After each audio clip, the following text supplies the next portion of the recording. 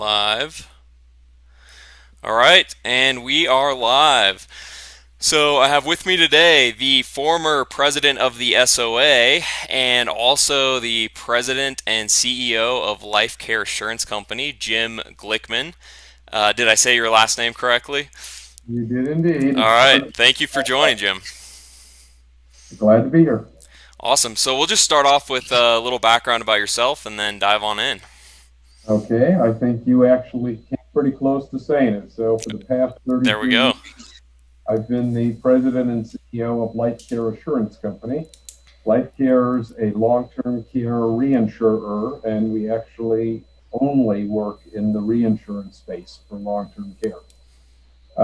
We started out in 1988, and we took $3 million of borrowed funds and turned it into what is a pretty good size long-term care reinsurer with 3 billion of assets and about 260 employees. We also have about 200,000 policyholders that we reinsure. That's And amazing.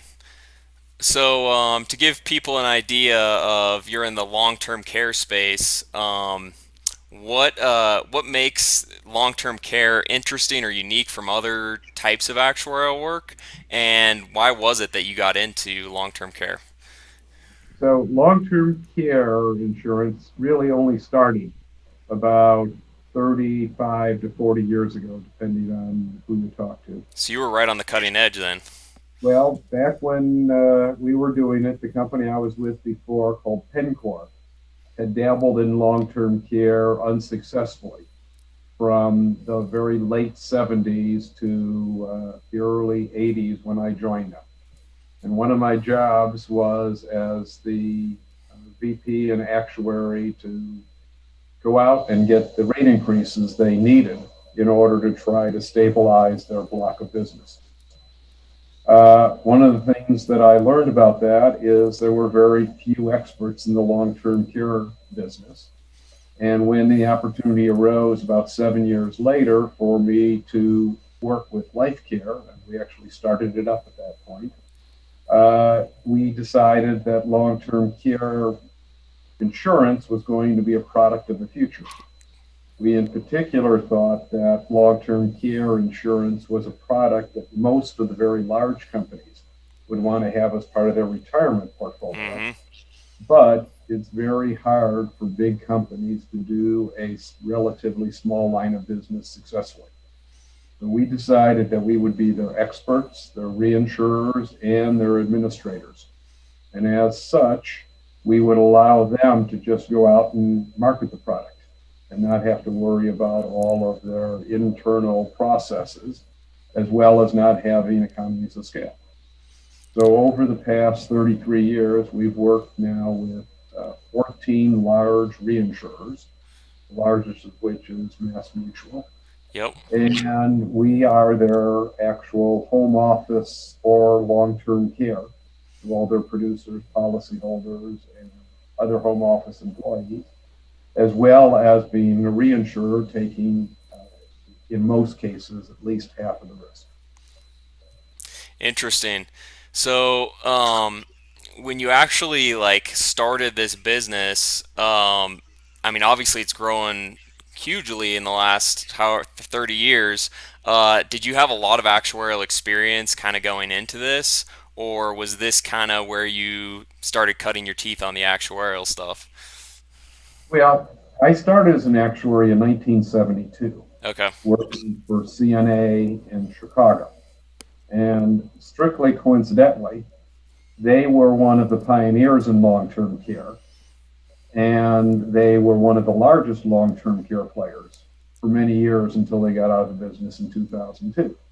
Okay. However, I never overlapped with the time they sold long-term care insurance. I was there from 72 to 74, and they didn't start selling long-term care until 76. So I had nothing to do with their long-term care business. Interesting.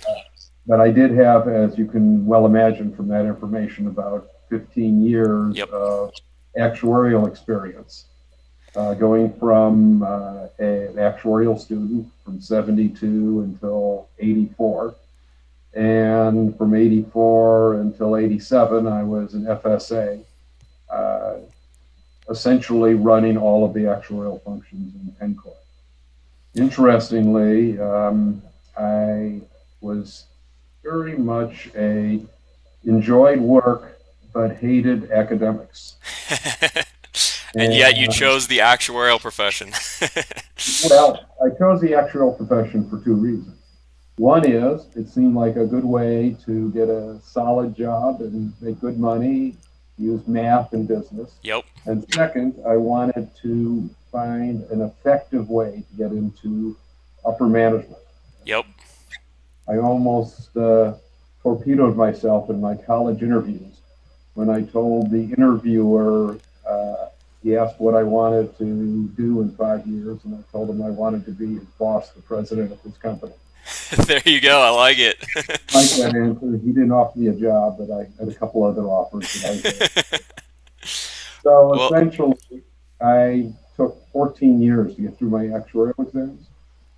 But in 1982, I had the unique experience of still taking exams, but having 10 FSAs reporting to me. oh And wow. they weren't exactly thrilled with the concept I was going off to do study hours. That But is funny. Well, I mean, I've kind of noticed in the profession that there are people who are just, I mean, you can have people that are really good at exams that aren't necessarily good with the work or with managing people or that kind of a thing, and vice versa. You can have both. I mean, usually the two kind of go together, but that's not always the case, I feel like. well, could be. I've actually found that most actuaries, especially who get through all the exams, are pretty good with the skills that are necessary to be an actuary. Yeah. But I have discovered there are two distinct styles of actuaries. And I really would like to see the style of the second one I'm going to describe Okay. become more prevalent. So the first style are the actuaries who really like the technical work. They really dig into the math. They really like to see how the numbers work. But they're not particularly enthralled with having to communicate them to non-actuaries. Yep. And they're not particularly excited with the idea. By the way, is there a way to cut that out? Because I don't know how to stop it. Oh, you're fine. Okay, sorry about that. You're good. There you go. So I've always wanted to be the type of actuary who could skillfully explain to a non-actuary at a non-actuary's understanding level things that are important for them to know that we just inherently know as actuaries and working with the numbers. Mm-hmm. I've also wanted to see actuaries develop the business skills. And that's why it was always important to me to develop my negotiating skills, my communication skills, be able to understand and use my math abilities to help find the maximum position on any situation. Most people think of negotiations as whatever I win, you lose. But one of the things I've learned as an actuary that a lot of other people don't understand is that everybody perceives of things differently. Yes. And what's really important to one may be really unimportant to the other, and vice versa. Right. And numerically, they have different answers. So, for example, if I think that the lapse rate is going to be 5%, and you think it's going to be 2%, there's an answer that's going to maximize both of our views of that problem so that we both think we're making more money. And in reality, as long as we do both make money, everybody will be happy after the fact with whatever it is they made. So you're And the thinking one, of like an actuary negotiating with the sales department in this example? well, no, I'm actually thinking of actuaries negotiating with other actuaries. Oh, okay, yeah. So, for example, I used to run the reinsurance at this prior company, Pencor, and they used to have the largest reinsurance, the largest amount of reinsured business in the world. They actually, back in the 80s, were ceding off $500 million of premium to a pool of reinsurers covering $100 billion of life insurance each year. Wow. And one of my jobs was to figure out, because all five of those companies that were in the pool viewed the risk differently. And what my predecessor had done is he had just negotiated some middle ground reinsurance allowances that would make everybody happy enough to stay in the pool. Gotcha. What I did is I went around to each one of the five and customized each of the reinsurance allowances so that they felt their position was maximized and we felt our position was maximized. And they were five totally different sets of reinsurance allowances that increased our effective return on equity by 2.5%. Interesting. So we went from 10% to 12.5%, about a 25% increase in the actual profitability of the business to us, regardless of how it came out. And each one of the partners who reinsured with us also made money, but some of them made a lot more money and some of them made a lot less, But everyone still depending won. on the assumption. Yeah. I like it. I mean, that's definitely the powers of negotiation and communication you're talking about.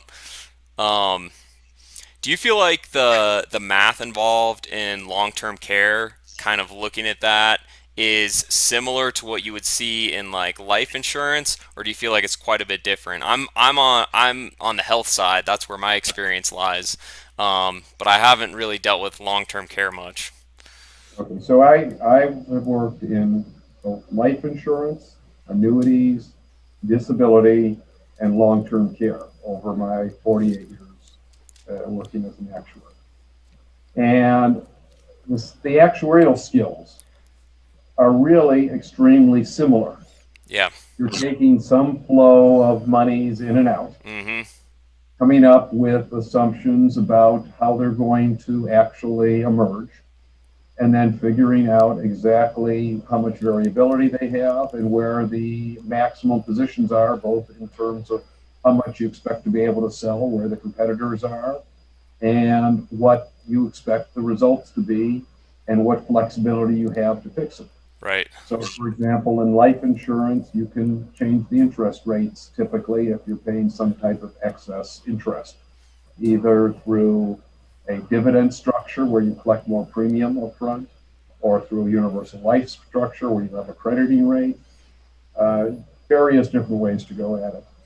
Annuities, especially accumulation annuities, have a very similar process. You have a lot of flexibility in what you can do with the renewal interest rates.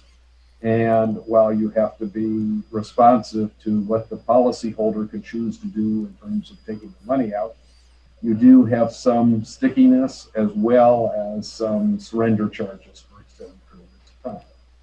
In health insurance, you get to figure out what the premiums are going to be every single year. Mm-hmm. And so there's a process that involves the regulators to a significant degree. You do have a fair amount of latitude in how you go about structuring that. Right. Long-term care is probably closest akin to disability insurance. Although most disability insurance is sold on a non-can basis, which means you can never change the premiums. Right. Long-term care has the further flexibility that if you discover your assumptions were not correct, you can then go back and ask for rate increases. What the industry has found out, since as an industry they were about as non-correct as they could possibly be, is that the regulators are a little reluctant to make consumers pay more money, especially in the states where the commissioners are elected. Yeah. As such, it's not quite the actuarial process of figuring out what your new premium should be and then changing the rates to those rates, but working with the different regulators to try to get the maximum amount that you need through the system while taking the minimum amount of rate increases that will sustain the block that you're trying to work on. Gotcha.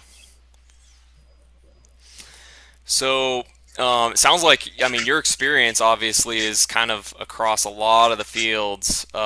of actuarial, at least on the non property casualty side. Um, would you say, like, starting out in your career as an actuary, taking the exams, learning, and then starting this company, um, how different was it starting, especially as it's a fairly large company? Was that stressful to you, exciting to you? How different was it from just being an actuary to then suddenly running your own business? Well, I had moved up the responsibility ladder as I went through my first 15 years Mm-hmm. working. And as such, I had developed some of those skills already. I had found somebody who was really an inside operational person who I partnered up with when we decided to start this company. And we were fortunate enough to be able to raise the money in order to actually get the company off the ground. Yeah. I had always wanted to be in a managerial role. I'd always been in product development, and I felt that a product like long term care had very few experts available. Mm-hmm. As such, when I was able to go in there, I could explain to these very large companies how we could take and build for them a platform that would allow them to safely sell, to make money, to have a quality product. And the only thing that we required that was anti industry at the time was that they be very strict in their underwriting style. That was not where the industry was 33 years ago. It Gotcha. is where now. Now, that was fortuitous for us because it turned out that we had much lower loss ratios initially than most other companies and had Interesting. a lot of time to catch up, Yep. which turned out to be insufficiencies across the board. The companies that had the worst problem were what were called the substandard underwriters, who all to a company have gone under or are threatened to go under still Mm-hmm. because they had their claims early on and their premiums went away the fastest. And likewise, they had the least amount of time to recover. So it worked out well because the very large companies who we work with, which were much more concerned about their long range reputations, Right. and if we were going to need rate increases, which of course, up until about 10 years ago, nobody thought anybody would need, we would be doing them last and to a lesser degree than other companies. So that by the time these large companies had to do their rate increases, it would be fairly well established that all companies need to do rate increases. Right. And there's little reputational damage to it. So you mentioned with you were kind of on top of the game with underwriting. How did you, when you first started it, were you doing a lot of the underwriting, or did you get a bunch of people to join up right when you got the funding for the company? Well, when we started the company, there were two of us, the operational guy who was an IT person and myself. And when we actually sold our first piece of business, we then hired a underwriter who's still with us today, Oh wow. who was then the senior vice president of underwriting, as well as the person who did the phone interviews, did the data entry, Yep. and actually underwrote the policy. We had an attorney who actually filed all the forms, did all the compliance Yep. work, and we had a CPA who was our accountant. And that was our original group with a secretary. That's amazing. As we grew and we were doubling in premium and doubling in size about every 2 years, such that by about 15 years later, we had close to 300 employees. And we were writing at that time about 85 million of new premium, which is actually larger than what any company writes today. The industry is actually a lot smaller today Yeah. in terms of new business than it was, say, 15 years ago. Wow. That's amazing. I mean, that's got to be a rewarding experience going from like five people up to the hundreds that you have today. And I'm sure, do you guys write business in most of the United States then? Well, again, we don't actually write any Oh, business. that's right. You're working with other So, companies and you're a reinsurer. so for example, three of our companies are licensed in all states, including New York, DC, Puerto Rico. We have one that writes in Guam. So we have experience with all of the U.S. Most Hmm. of our companies do not write in New York, Gotcha. and many of them do not write in Puerto Rico or Guam, but almost all of them write in all the other 49 states plus two. That's amazing. So then you transitioned into roles in the SOA along with leading your company, obviously. What was it that, for those who are watching that don't know, Jim was president of the SOA last year, and now is the past president. And as I understand, you have duties as the past president as well. But what kind of got you into those roles? Well, I kind of stumbled into it a bit. So back in the early 80s, I was actually still taking exams, but I was asked to talk on various topics at meetings. And I started doing that when we started our company. It became an important part of making companies aware and of the networking that I needed in order to attract clients, et cetera, Yes.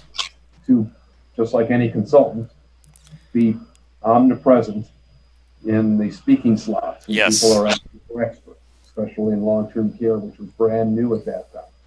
And the baby boomers had not yet started to age through the selling ranges. So this was an industry that looked like it was going to be on top of its game for decades. I also was recruited into probably the biggest reason I got as involved in various tasks as I did is I didn't learn how to say no properly. So I was on the ad hoc actuarial task force of 1988 Oh, wow. for the NEIC, which is the National Association of Insurance Commissioners, when they were trying to So you kind decide. of got voluntold to do that? Well, again, it was one of those things where I felt if I knew something about it, I wanted to try to make it Yeah, better. that's awesome. And that was an opportunity to do so. So I was going along happily speaking at meetings, getting to know actuaries at other companies who might be clients, starting up new companies. We were doing about one every other year. And what happened is I went to the 1998 New York annual meeting of the Society of Actuaries, where there were zero sessions on long term care. Oh, wow. At that time, long term care was a what's called subsection of the health section, Mm-hmm. just like disability is still to this day. Yep. And I said, this is wrong. Long term care should be its own section. So I went to the SOA board in 99 and I said, what do I need to do to form a section? And they said, well, you have to get 200 actuaries to send you a personal check for $20, and then we'll form a section. And if you don't get the 200 actuaries within 6 months, we'll send all the checks back. Obviously, when people pay their section dues, for the most part, the companies pay them. Yeah. No company is going to write a check that's not going to be cashed Right. until you get 200 people. So you actually had to get 200 actuaries to send me personal Send the checks. money. Yep. Yes. Now, you would think that would be tough to do, but the long term care actuaries are a breed amongst themselves. They are much more involved in long term care than most other actuaries are in their section. And as such, the long term care section actually came into being 2 months after we started the process. That's amazing. And the first thing we did was we decided that long term care industry needed a long term care meeting. And we decided it shouldn't just be for actuaries, it should be for the whole industry. So we went about and formed the long term care industry national meeting. In the very first year, we had about half actuaries and half non actuaries, about 300 people total. And last year, of quote 2019 because, as you may imagine, the 2020 meeting didn't happen. Yeah, yeah. The 2019 meeting, we had 1,100 people in Chicago. That's amazing. About 200 were actuaries and 900 were not that attended. And after my 5 years on the section council, the first year and the fifth year as the chair, I then decided that maybe I could do some good on the SOA board. And so I decided to run for the SOA board. In 2005, I was elected to the SOA board, and I Okay. served 2005 to 2008.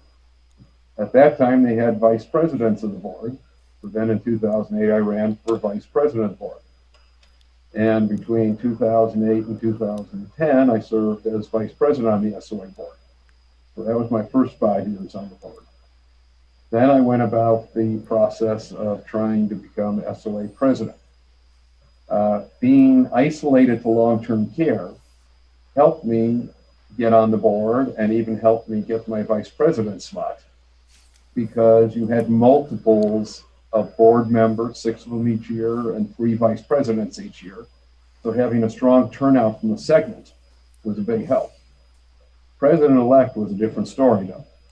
Yeah, I believe it. Being known by the long-term care actuaries. My very first year running against Tonya Manning and Mark Friedman, they each got about 40% and I got 20. Oh, wow. I was heavily defeated the first time I ran for president in 2011. And what happened is that they decided I had had my shot. So even though I threw my hat in the ring, I wasn't picked to be on the ballot. Then about 4 years later, they started the petition process. And so I decided to petition to get on. And after a couple shots petitioning, I was actually fortunate enough to win the election and become SOA president-elect in 2017. That's awesome. So when you actually petition to get on and you're trying to become president-elect, is there a lot of campaigning, so to speak, that you have to do yourself, or like a lot of work that you're doing, or are there people that are kind of pushing you to become the president? Well, there are obviously a significant minority of people who are pushing you, encouraging you, Hmm. helping, but it's a lot of work on your part to do Yeah, I it. believe that. And if you really want to do it, yeah, you're going to spend a lot of time getting to that point. Yep. And anybody who was an actuary, an FSA, or a 5-year ASA, as of 2016 or 17, probably already knows that I campaigned a lot. I think I sent out emails to over 10,000 actuaries once a week for the 4 weeks of the petition. Yeah, see, I wouldn't have seen them because I became an ASA in October of 2017. So, But I was a heavy participant in the election campaigning process. okay. Not a natural for actuaries to want to do campaigning. And even for somebody who tends to be involved more in networking and other types of activities where I get to know actuaries, it's very uncomfortable to campaign. Yes, I believe that. It's really hard to tell somebody they should vote for you. Yep. But you get over it, or you don't become president-elect. Right. So then your duties now as past president, I mean, with running your company, with being past president, and then COVID-19 hits and everything is kind of remote, has this been a challenge for you? Um, have you kind of naturally been able to do all the remote stuff? How's that worked out? So, as president-elect, you're very, very busy, and you're very involved because you have to pick up everything for your year as president. Yep. For your year as president, you're even busier. For your year as past president, you revert to being an ordinary board member Gotcha. with a little bit of extra time spent Okay. because you're on on the leadership team. And the leadership team comprises about one-third of the board.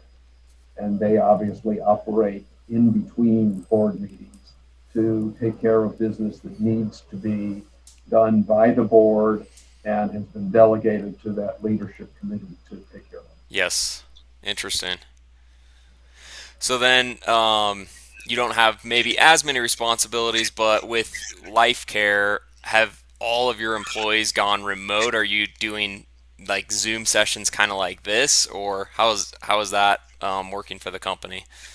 Well, as I'm sure almost all insurance companies have encountered, they always were doing what was called disaster recovery and had Mm-hmm. regular disaster preparedness plans in place.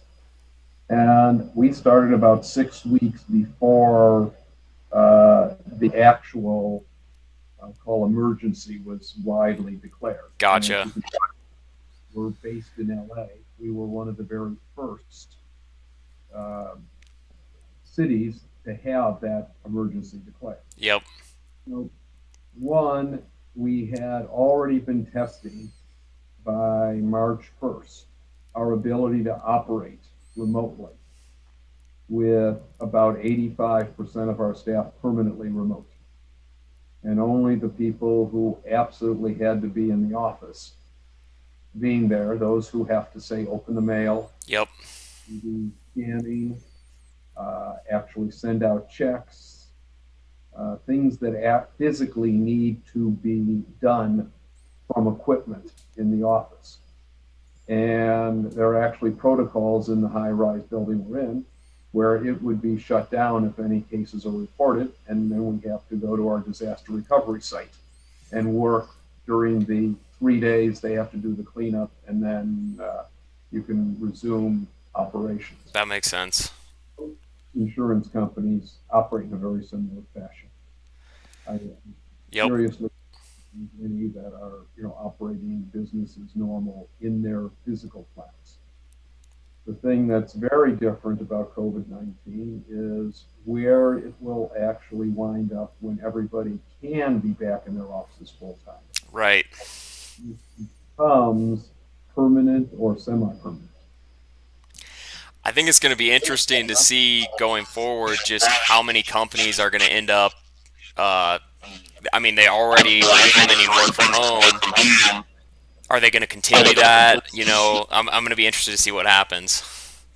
Yeah, it will be interesting. And in fact, I suspect that the office commercial market will be the biggest problem area Yep. for most companies' investment portfolios. Not in the next 3 to 5 years, but over a period of probably 10 years or so, Right. when in fact the demand for office space may be cut in half or more. Yeah. I mean, I wouldn't be surprised. And it's not as if the commercial office space is the only one that's going to get hit. The retail office space is probably going to get hit significantly too. Yep. Be amazed at the amount of things people who would never dream of having delivered to their house are getting to their house. I know. Yeah, I mean, and a lot of people are ordering their groceries online too, so it's an interesting time. Well, I know they're ordering their toilet paper Yeah, online. oh yeah, they're definitely doing that because I sure couldn't find any online. um, all right, so I know you have an obligation at 5. We can kind of try to wrap this up here. Final, maybe 2 questions here. First one is, what is like your number one piece of advice to those up and coming actuaries? A lot of people that watch this channel are maybe kind of newer to the profession. What would be your number one piece of advice for them? So um, I probably could ask you what I'm going to say, All right. and now you could tell me what it is. You're gonna yeah. So I think you're gonna say a couple things. I think you're gonna say number one, communication is huge, as you pointed out at the beginning, and to really develop those skills. And then number two, I mean, I would say this is something that Andy brought up when I talked to him, and that is as an actuary, you want to be constantly learning. I mean, there's always new technologies, new types of insurance, and staying up to date. So those are the two things that I would guess that you're going to say. But let's see if I'm And right. well, the communications is obviously number one, but the second one, which really is interesting to me, and I've discovered it over the years, and that is everybody's afraid to do something new. Mm-hmm. Everybody's afraid to get up in front of a crowd and do a speech. Everybody's afraid to have to go talk to marketing people and explain to them actuarial concepts so they actually understand what's going on and Yep. can make more decisions. So, what I would say is that, as with anything, whether it's sports, exams, running for election, whatever it happens to be, experience not only is the greatest teacher, but experience also gives you confidence. And confidence allows you to do it better. Yep. And once you can do something without having to think about the fact that you might fail at it, you're not only going to do it better, but you're going to feel comfortable doing it and be much more ready to go on and try other new things. One of the things I found when I first went out and did some of my first speeches and was scared to death to do them was that only thing people will say to you is how much they liked whatever you said, no matter how bad you did it. You're going to get positive reinforcement, Good and you're going point. to do the next time. Yet I have known so many actuaries and seen so many of them at, for example, the fellowship admission courses, which I did as president-elect and president. And they are absolutely scared to death to do their communication presentation of about 7 minutes Yep. to about a half dozen fellow FSA candidates, when in fact, all these people want to do is see everybody succeed. But Good point. doing it and succeeding at it allows them to do it even better the next time. And the more you get involved in it, and the more you try it, and the more you put yourself out there, the more you'll get reward and positive feedback, and the better you'll be at it, and the more value will be to yourself, to your company, and to your community. I like it. I mean, I would agree with you, especially doing stuff that scares you is very rewarding too. Like, I mean, I think everyone can relate to being scared, to standing up, standing up in front of people and just talking, whatever it is. Um, I mean, but once you do that, and then you do it again and you do it again, you get more confident, and it doesn't matter even if you look bad doing it. I think it's just no one really cares that much except for yourself. So it's like, uh, yeah. So I would agree 100% with what you're saying. So I'll give you one last story. All right, let's hear it. So, as president elect, I had to go up in front of 2,500 actuaries and do my president elect speech with teleprompters without actually being able to see anybody in the audience. So I had no idea what was going on or what reactions I was Yeah, yeah. getting. And believe it or not, having done hundreds of presentations of various sorts before that, I was still quite intimidated by that process. And when I was done with it, I had noticed all the flaws that I'd made during the presentation. And I thought I had really done kind of a crummy job. Now, of course, I got all the positive feedback, but I already knew I was getting that no matter how bad I was. But here was the biggest surprise. When I went to actually watch the speech, which they videotape as on YouTube, Yeah. it really was pretty good. So I, doing it, thought that it was a lot worse than it actually was. Yep. So even in that scenario, being experienced and understanding it, you still tend to be way too critical of yourself That's a good point. relative to what's actually being perceived by the other side. Yes.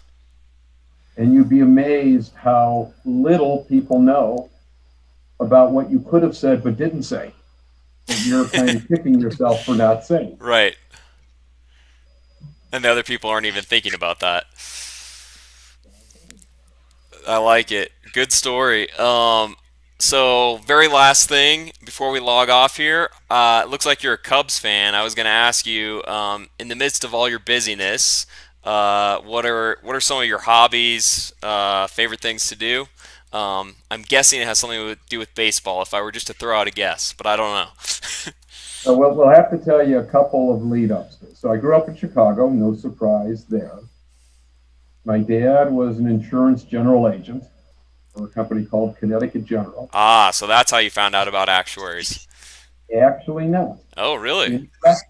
Indirectly it was. Okay. So there's an actuary at Connecticut General called Paul Graham. And weirdly enough, the year that I started working, I had looked him up. Paul Graham was on the Society of Actuaries board. That was his first year elected. Oh, really? Yes. And so what happened is that he was out visiting the Chicago office for Connecticut General. And my dad, as the head of that office, brought him home for dinner. And he told me about the actuarial profession. Ah, interesting. So, as a sophomore in high school, I decided I was going to become an actuary, and I started taking exams in high school. Wow, you knew about it when you were pretty young then. I didn't hear Right. about it until I think it was my senior year of college when I even first heard the word. Right.